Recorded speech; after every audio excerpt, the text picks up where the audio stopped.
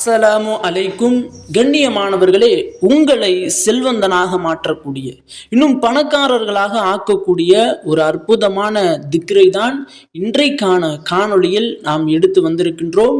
இந்த காணொளியை பார்க்கக்கூடியவர்கள் முழுவதுமாக பார்த்து நாம் இந்த காணொளியில் சொல்லக்கூடிய திக்ரை நீங்கள் வளமையாக ஓதி வந்தீர்கள் என்றால் கண்டிப்பாக நீங்கள் செல்வந்தராக மாறிவிடுவீர்கள்.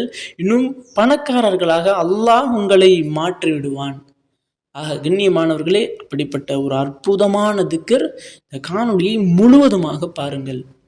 இன்னும் இந்த ஒரு திக்கரை ஓதுவதற்கு முன்னால் நாம் என்ன செய்ய வேண்டும், இந்த திக்கரை எப்படிப்பட்ட முறையில் நாம் ஓத வேண்டும் என்றால், இந்த திக்கரை ஓதுவதற்கு முன்னால் 14 தடவை நபி ஸல்லல்லாஹு அலைஹி வஸல்லம் அவர்களின் மீது ஸலவாத் கூறிக்கொள்ள வேண்டும்.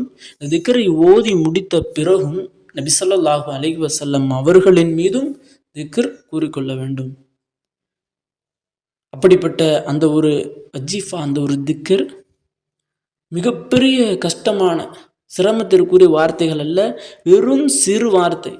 அந்த வார்த்தைக்கு அல்லாஹ் கொடுக்கக்கூடிய ஒரு மிகப்பெரிய பலன் நம்மை கோடீஸ்வரனாக ஆக்குகின்றான். அப்படிப்பட்ட அந்த அற்புதமான வார்த்தை என்னன்னா, யா வஹாப். யா வஹாப் என்ற வார்த்தையை 1400 தடவை ஓதிக்கொள்ளுங்கள். ஸலவாத்தை 14 தடவை, யா வஹாப் என்ற வார்த்தையை 1400 தடவை நீங்கள் ஓதி இந்த ஒரு திக்ரை ஓதி அல்லாஹ்விடத்தில் கேட்டீர்கள் என்றால் கண்டிப்பாக அல்லாஹ் உங்களை செல்வந்தனாக மாற்றி விடுவான். ஆக கண்ணியமானவர்களே, இந்த ஒரு திக்ரை வியாழக்கிழமை ஓதுங்க. வியாழக்கிழமை வளமையாக ஓதி வந்தீங்கன்னா கண்டிப்பாக ஏதாவது ஒரு வியாழக்கிழமையில் அல்லாஹ் உங்களை கோடீஸ்வரனாக மாற்றி விடுவான்.